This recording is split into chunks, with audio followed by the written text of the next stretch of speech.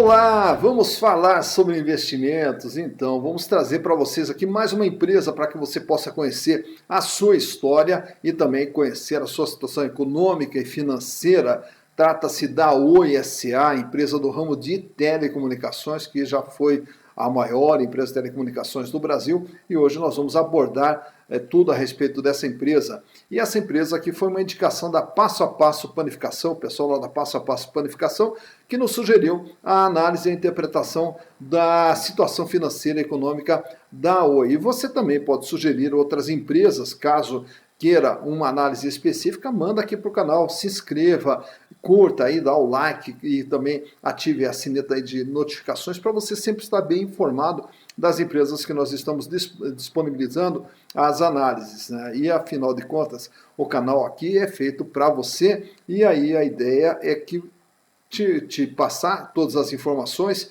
e com as informações você poder operar de forma mais segura em investimentos. Até porque, como a gente sempre fala, não existe uma certeza do sucesso, mas através da informação nós podemos minimizar muito a possibilidade do fracasso e é esse que é o nosso objetivo, né? Tentar de correr o mínimo risco possível para tentar ter a melhor rentabilidade.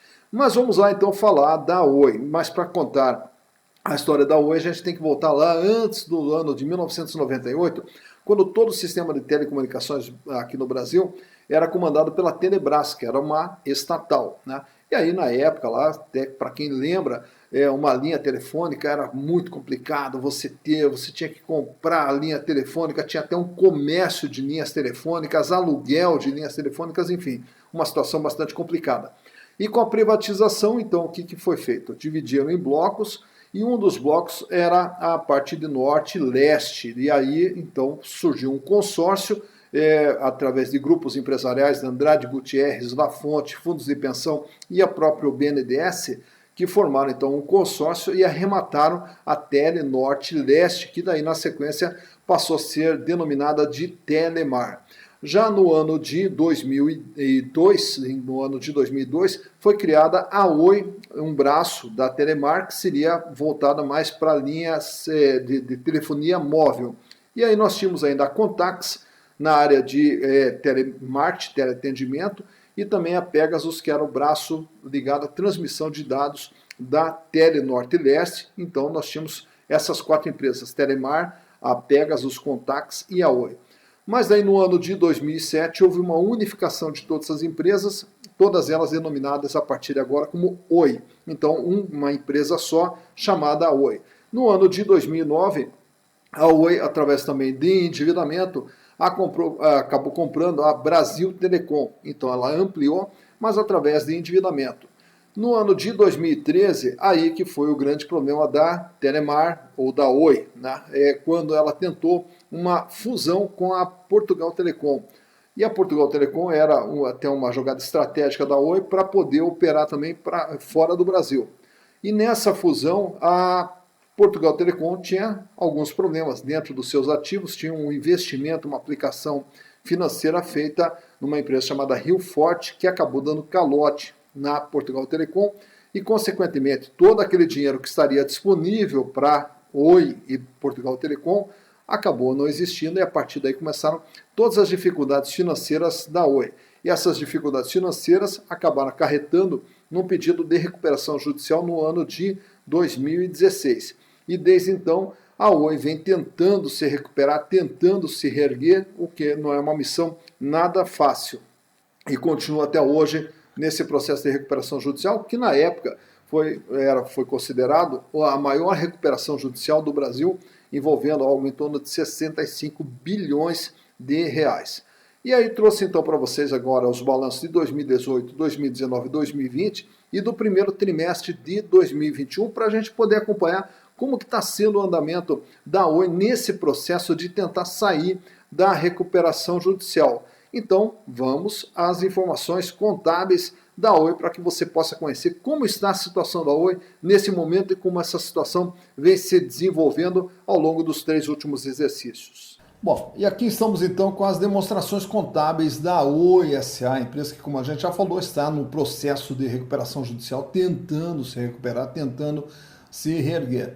E trouxemos aqui os balanços de 2018, 2019, 2020 e também o primeiro trimestre de 2021. Então, para entendermos aqui qual é o tamanho da Oi. A Oi é uma empresa de 65 bilhões de reais, né, e composto no ano de 2018 por 21 bilhões de reais no ativo circulante, que é o capital de giro da empresa, e esse capital de giro representava 32,6% de tudo que a empresa tinha, né? E desses 21 bilhões, 4 bilhões e meio estavam em caixa. Era a quantidade de dinheiro que a empresa mantinha no seu caixa, banco, aplicação financeira. 6 bilhões e 500 milhões para receber, um estoque aqui mais para uso e consumo, 317 milhões, e 9 bilhões e 892 milhões de reais através dos chamados outros créditos, que na grande parte aqui são ativos postos à venda. Já para o ano de 2019, a Oi sai de 65 bilhões para 71 bilhões de reais, porém o capital de giro cai de 21 para 17 bilhões, representando apenas 25%. E essa queda se deu devido à diminuição aqui das disponibilidades da empresa, que de 4 bilhões viraram 2 bilhões e 200 milhões de reais. Já para o ano de 2020, a empresa sobe mais um pouquinho, vai para 73 bilhões de reais e o capital de giro ele aumenta, vai para 33 bilhões e 795.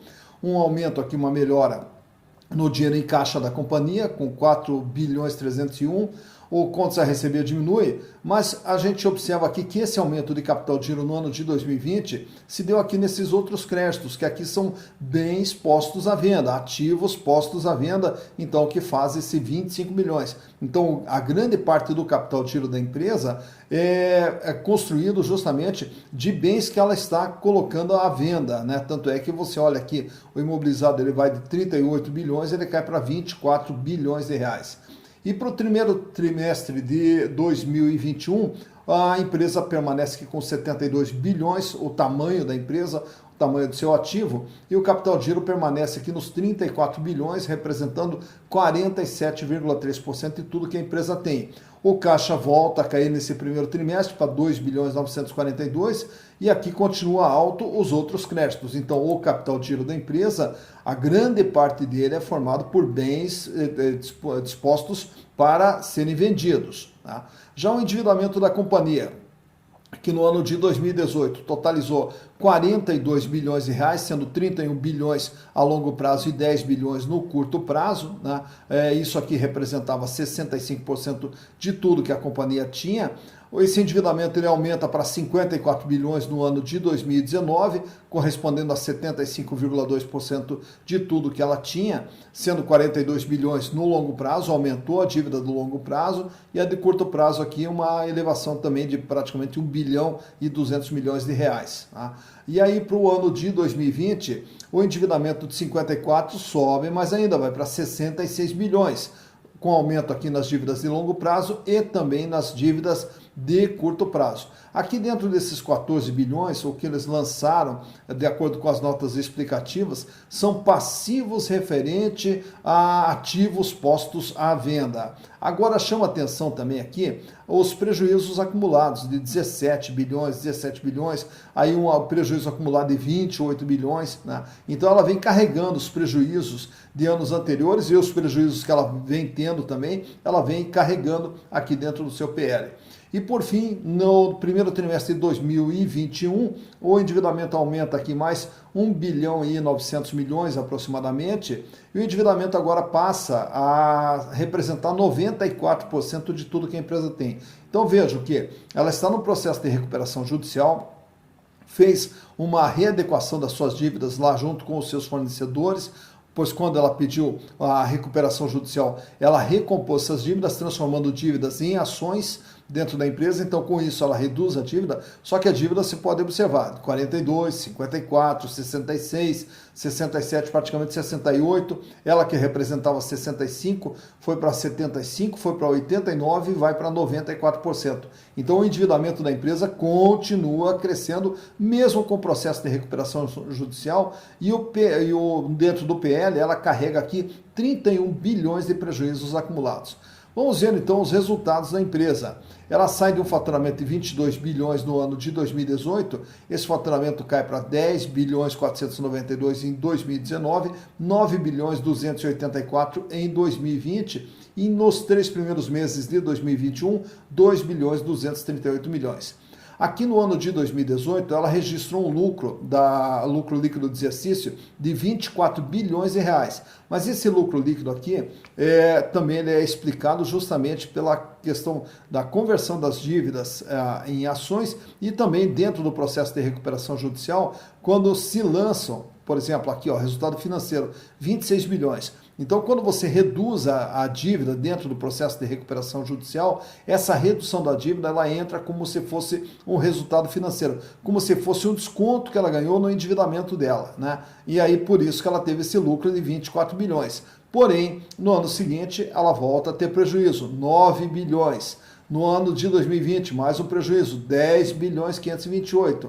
E nos 3 primeiros meses do ano, mais um prejuízo aqui de 3 bilhões 508. Então tá aqui os números da empresa. Quando se trata de capital de giro, o capital de giro até ele parece um valor interessante, 34 bilhões, mas temos que levar em conta que ele é composto por bens destinados à venda.